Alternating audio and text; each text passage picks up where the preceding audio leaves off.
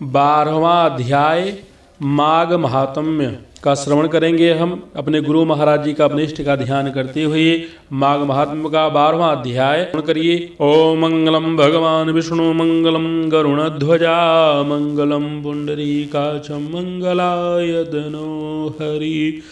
यमदूत बोला, जो प्राणी मोक्ष की कामना करते हैं उन्हें शालिग्राम का पूजन करना चाहिए। इस स्वरूप में विष्णु पूजन समस्त पापों को नष्ट करने वाला है।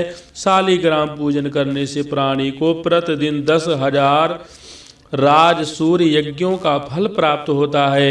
शालिग्राम भगवान विष्णु का सुंदर स्वरूप है। उनके पूजन से प्राणी के कठोरतम पाप भी नष्ट हो जाते हैं। भगवान विष्णु हमेशा शालिग्राम में विराजते हैं।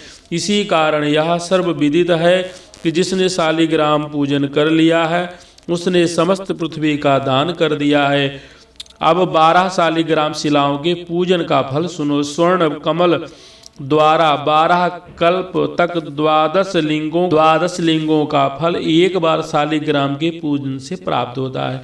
जो 100 शालिग्राम शिलाओं का पूजन करता है वह वैकुंठ भोगने के उपरांत चक्रवर्ती राजा होकर पृथ्वी के सुखों का सेवन करता है। जो शालिग्राम की सदैव पूजा करता है वह वैकुंठ पाता है। शालिग्राम पूजन मात्र से तीर्थ दान यज्ञ आदि कर्मों के फल स्वतः प्राप्त होते हैं। परम नाटकीय भी शालिग्राम पूजन के प्रभाव से दिव्य लोक प्राप्त करता है। शालिग्राम का अभिषेक करने से समस्त सभी तीर्थों के स्थान का फल मिलता है। विधि विधान से पूजन करने वाला कलिकाल में भी विष्णु लोक प्राप्त करता है। सहस्त्रों शिवलिंग दर्शन एवं पूजन स्तुति से प्राप्त होने वाला फल शालिग्राम के एक दिन के पूजन से ही प्राप्त हो जाता है। जहाँ शालिग्राम निवास करते हैं उसके पास समस्त देवता महात्मा रहते हैं।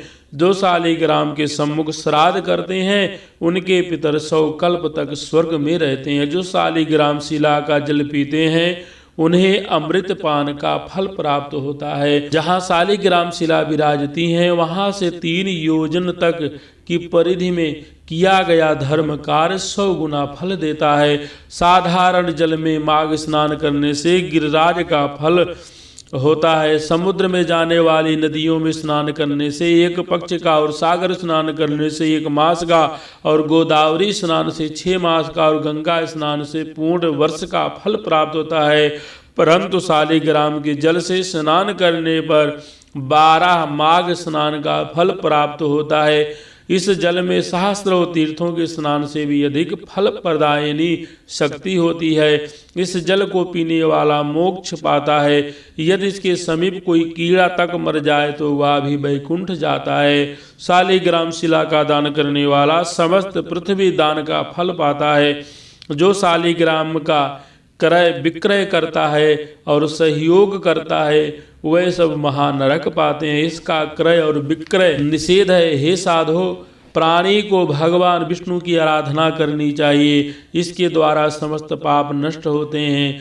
हरि नाम स्मरण मात्र से समस्त व्याधाएं नष्ट होती हैं। उनकी शरण में जाने पर यमराज भी उस प्राणी का अनिष्ट नहीं कर सकता। वैष्णव को शिव निंदा नहीं करनी चाहिए। बोलो लक्ष्मी नारायण भगवान की जय। बोलो शंकर भगवान की जय। बोलो माघ महात्म्य की जय। हर हर महादेव।